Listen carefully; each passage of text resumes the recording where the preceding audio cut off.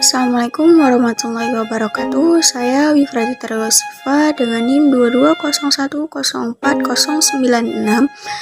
Prodi Hukum Pidana Islam ingin mempresentasikan tentang kekuasaan negara dan kedaulatan hukum. Kekuasaan negara, kewenangan suatu negara untuk mengatur seluruh rakyatnya untuk mencapai keadilan, kemakmuran, dan keteraturan yang diinginkan.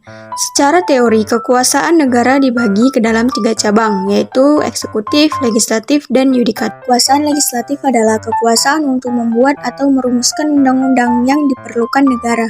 Kekuasaan eksekutif adalah kekuasaan yang bertanggung jawab dalam pelaksanaan kebijakan dan keputusan pemerintah.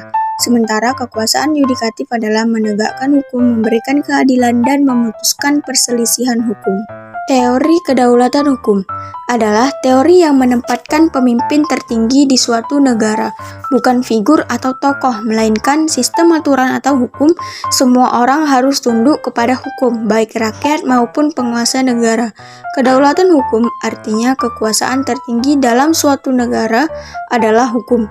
Teori kedaulatan ada 5, yaitu teori kedaulatan Tuhan, kedaulatan raja, kedaulatan negara, serta kedaulatan rakyat, dan kedaulatan hukum.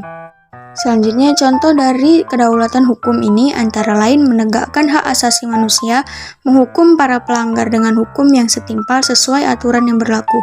Supremasi hukum di Indonesia artinya negara ini adalah negara hukum, yang segala sesuatunya telah diatur berdasarkan hukum yang berlaku, serta melakukan upaya bela negara atau usaha guna menjaga kebutuhan negara.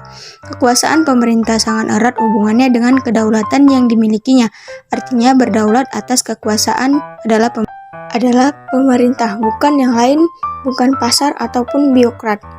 Mungkin itu saja presentasi dari saya.